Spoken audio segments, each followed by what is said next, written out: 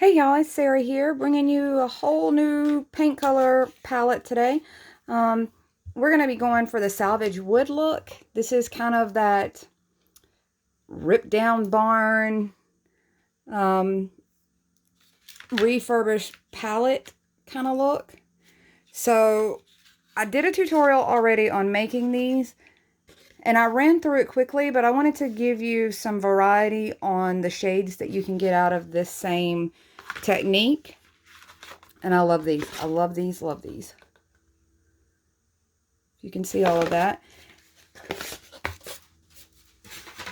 And I'm going to be using the same colors and show you several varieties out of these colors. The first one we're using today is the Waverly Wax in Clear.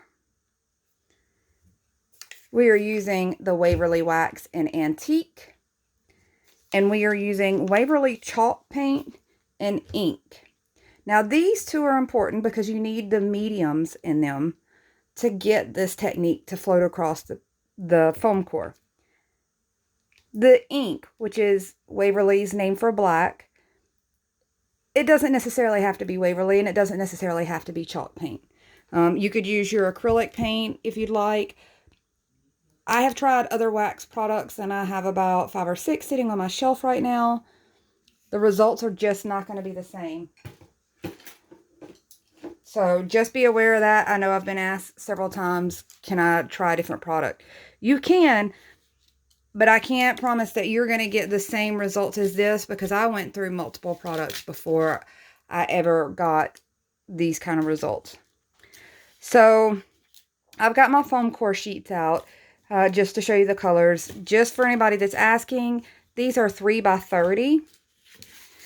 And they are all hand cut, and there's a video specific to that. And I just want to show you those edges. I'm just going to pull a few of these away and only work at on a couple at a time, since my arms aren't very long.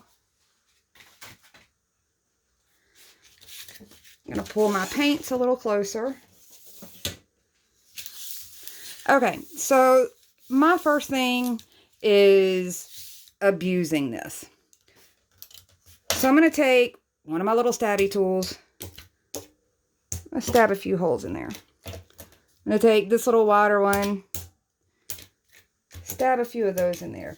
I very well could take this end, jab that in there. So a little abuse. I'm going to go in with my fingernails. I'll start down here. And I'm digging the very corner of that fingernail right into that foam till it cracks down. It's not a full circle. It's just kind of carving into that. And they look like parentheses. Sometimes I'll go all the way full circle. I don't want too much perfection, especially with this look. It is such a vintage wood.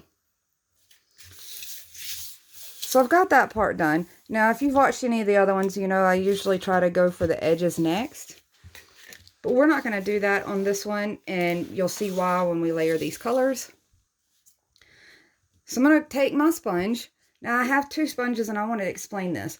One is a very dry sponge, right? It has some of the color, but not much. The other one stays saturated. I keep them in a Ziploc bag so that they're not drying out inside, and I'm not having to wash them constantly.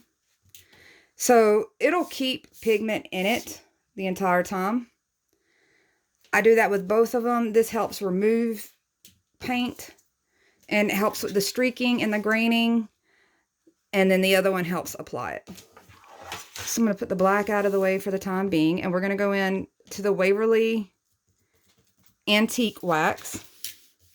And I'm just going to start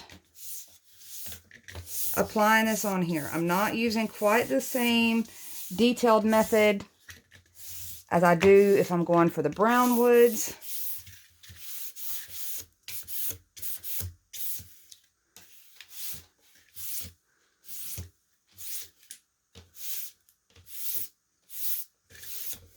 And I'm just going to get some coverage on here. Now here's one of those instances where I want to say this pulls up paint. So this one's not saturated. If I want it to get this extra little bit of paint off, it's going to help pull that right off. Because I mostly just want a base color on these. I don't necessarily want a heavy base color. I just want a light base color applied to this white. Let me buff out a little of my fingerprints here.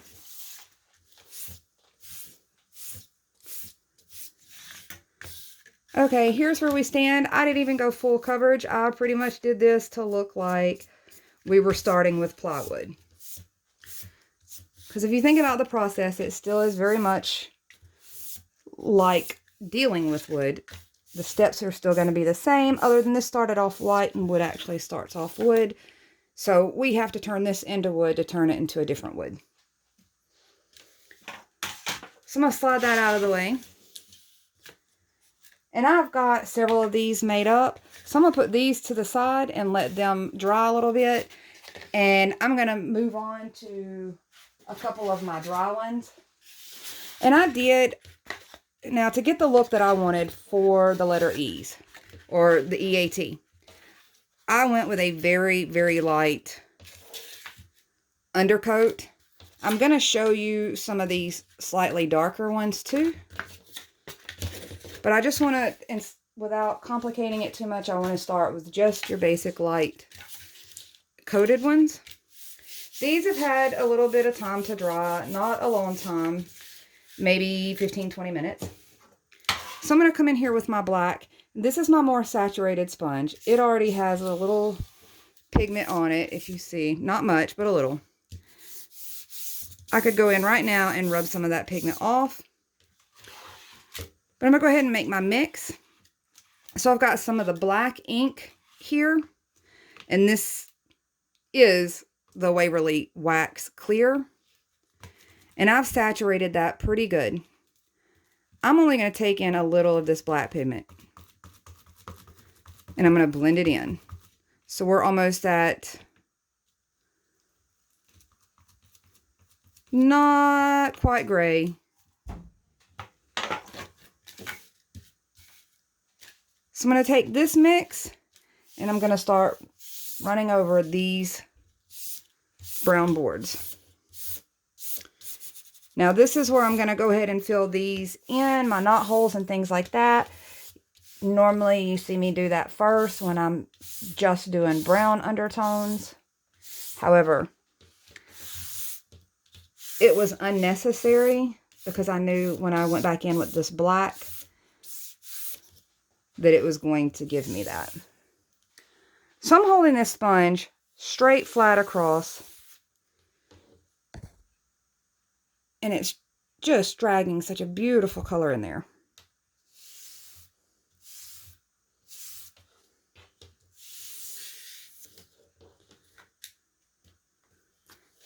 Now I've got a few little nail holes that it didn't take. I'm going to blend those out a little.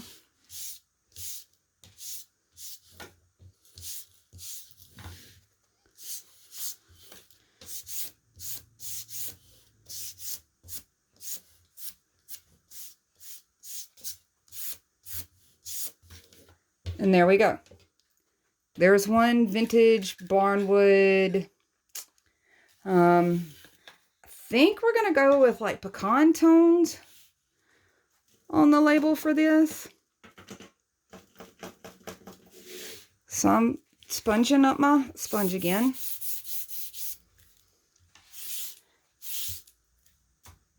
And I've got a lot of black pigment there and a lot less of my wax. I'm going to just add a little more wax. You wait your turn.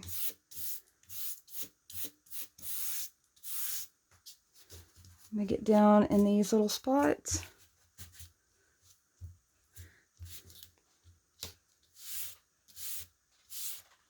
Now once I get the black across there fairly decent, then I'm going to go back in and kind of look where I might want a little more, a little less. You can see it already has such a great look. While I'm doing this is why I didn't do my sides first. I want this darker color as my sides. And I want to be able to blend it out on this piece. So this is a perfect opportunity to do that.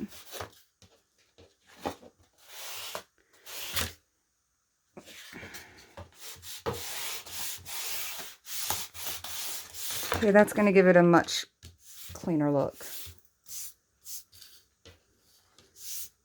So to clean off my fingerprints a little here,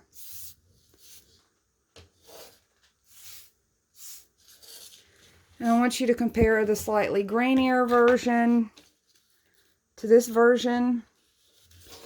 Now let's say that I wanted to throw a little more grain in here.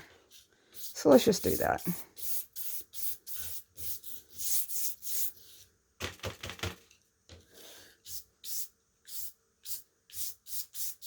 So y'all know me, I like to go to the ends.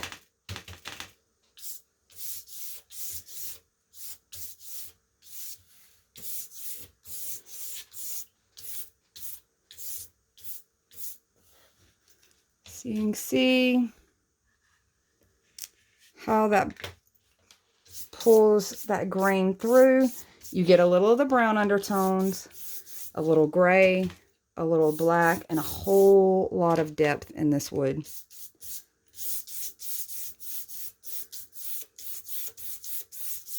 If you notice, even down here, it's a little lighter.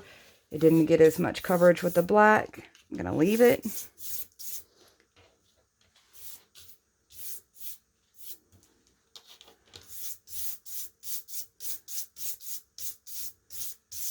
So I'm pretty happy with that look.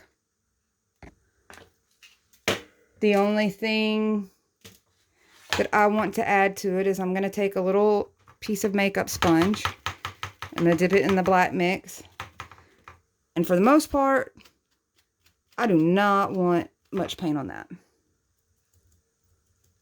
And I'm just going to kind of dab it on there. Now this one, if you notice, it's still got some white. I don't want to affect this paint job too much, so I just added a little more wax. And that'll help me blend that out after touching it like that. Now I can do my little center.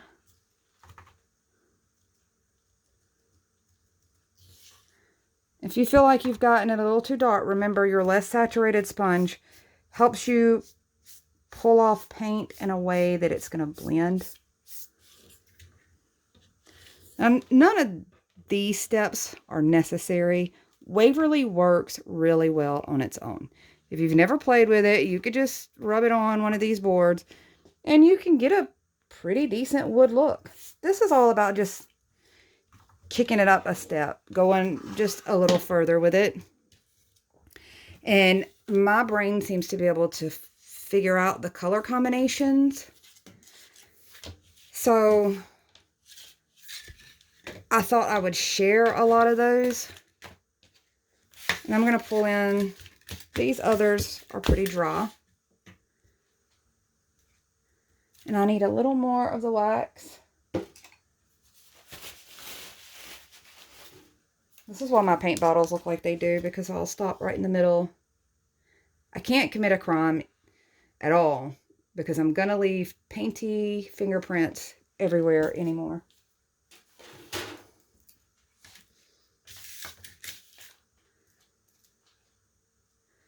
So I'm back in, doing the same thing.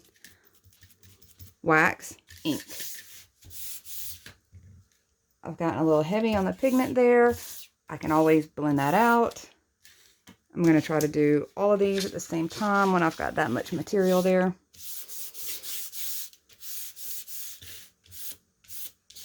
I saturated this pretty good. It allows me to knock them all out kind of at the same time.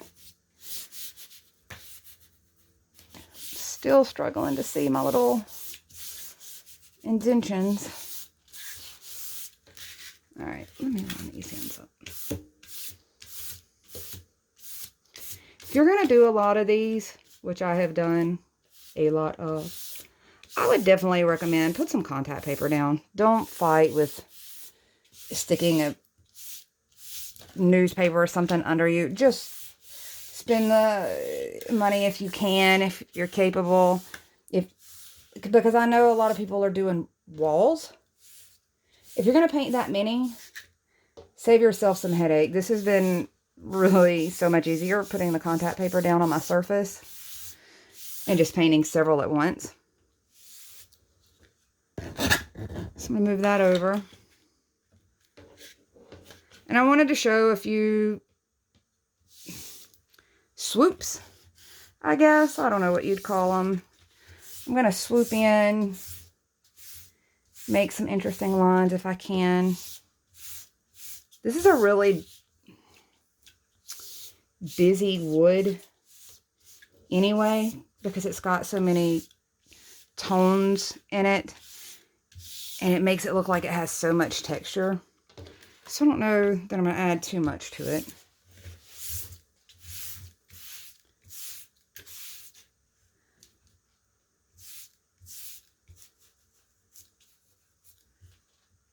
Did that go in? Nope. Woo, girl. It's a bit much, don't you think?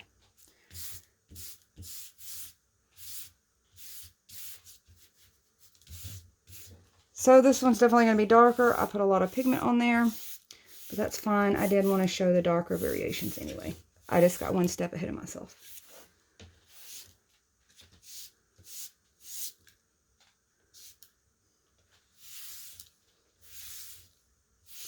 So what I have done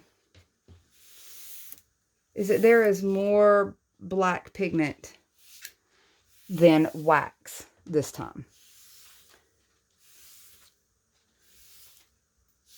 Now, you can't go too far with that because those definitely affect the drying. The regular paints, like the chalk paint and the acrylic, they really have an effect on the foam core. It can peel really easily when you use those. I don't know exactly what it is in the wax paint that helps prevent it from doing that. I would not suggest using a lot of acrylics on this if you're not using some kind of medium like wax paint to help it. So these are honestly pretty beautiful if you like the vintage wood look. Like, I love the idea. I'm in the South. I love the idea that these really look like I could have walked out to the cow pasture across the street and pulled a few of these off the barn that's over there.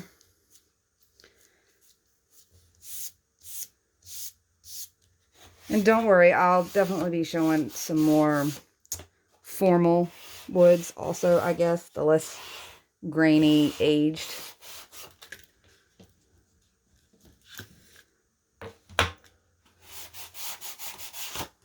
But if you're one of those, the farmhouse style decorators, this one I absolutely love.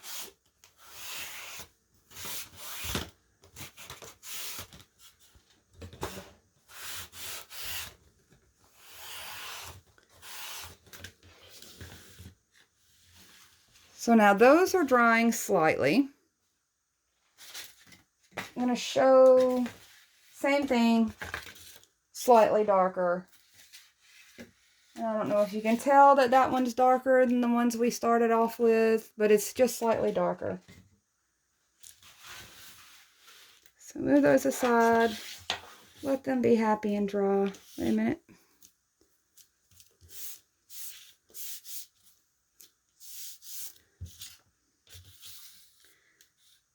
Okay.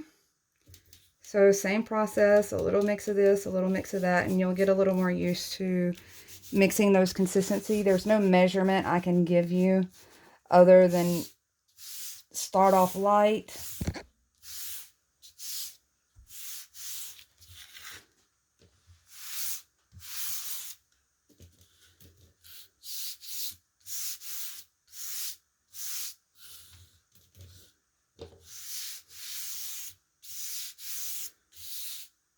Sorry, I kind of get into this. I forget that I'm supposed to speak. All for guidance.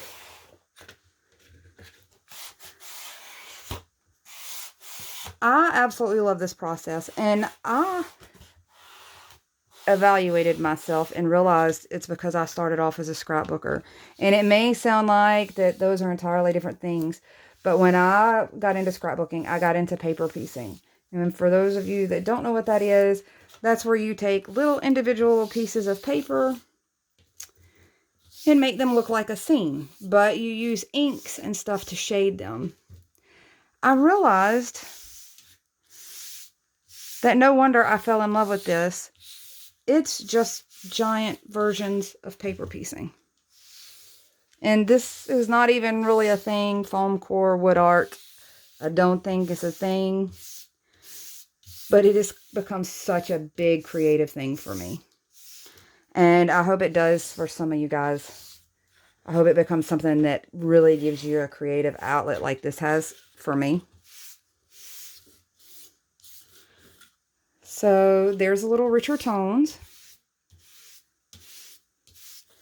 And I want to show you in comparison to, let's see.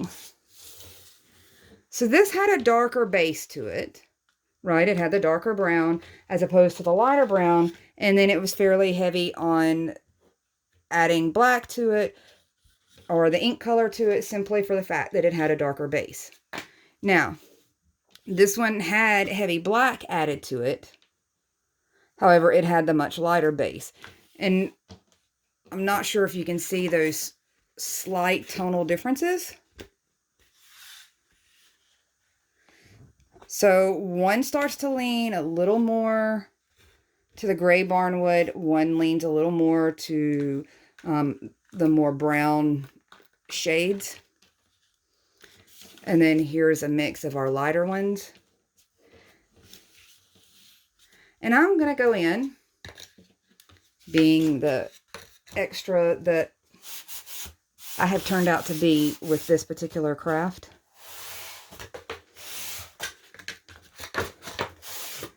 I have never had such a creative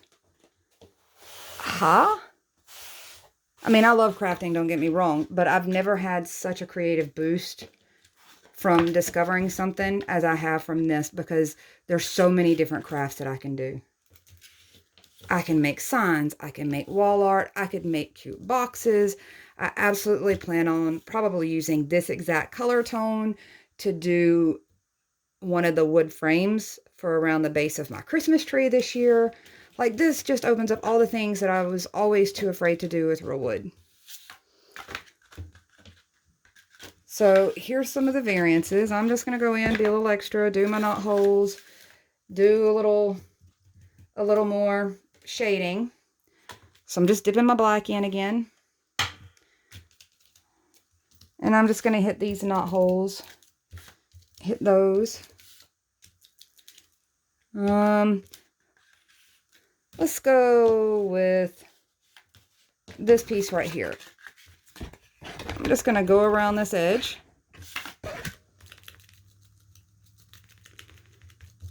And like I said, it's not necessary. Those look just fine without it. It's just being extra at this.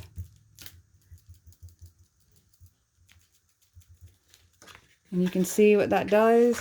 I'm going to go down this side a little, do the same thing. A little more. Let's do it on a couple others so you can kind of see. There's no rhyme or reason to it. I'm dabbing what little bit is on there.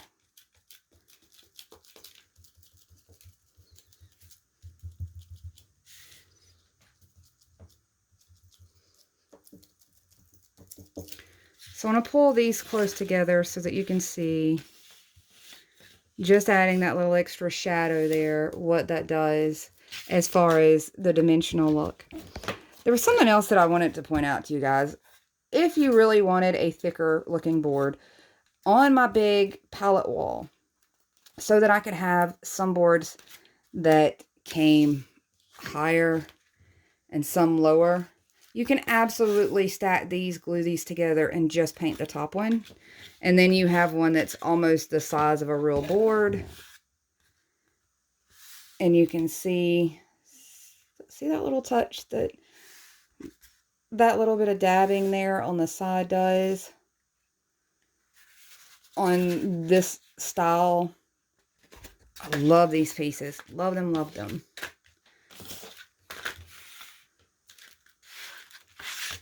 I'm going to lay them out one more time so that you guys can get a good idea of the color that this results in. I know sometimes it doesn't always film out the way that it looks in person, but I kind of wanted you to see just how amazing those colors look. Just absolutely. Oh, and the originals, so you can kind of see. Ta-da! I love this look. I hope that other people get as excited as I do. I feel kind of alone in the world being so excited over some paint and some foam core, but I really, really am. How cute is that? Okay, guys, I hope to get some new colors out to you soon. This is a pretty good color range. Just these couple colors alone, you could do a lot with. I'm going to show something similar on the next video that uses the same color, so keep your paints handy. It's going to use the same exact colors, but it's an entirely different direction, and you're going to get a whole different look. Even though we're going to be using same colors, same sponges, same brushes, it's going to be a whole different wood tone to look at. So I hope you enjoyed these. I really enjoy doing them for you because then it gives me an excuse to, now I have to use these somehow. So I'm going to get to creating and figure out what I can make with these, and then I'll hopefully get your next set of paint colors up. So thanks, guys.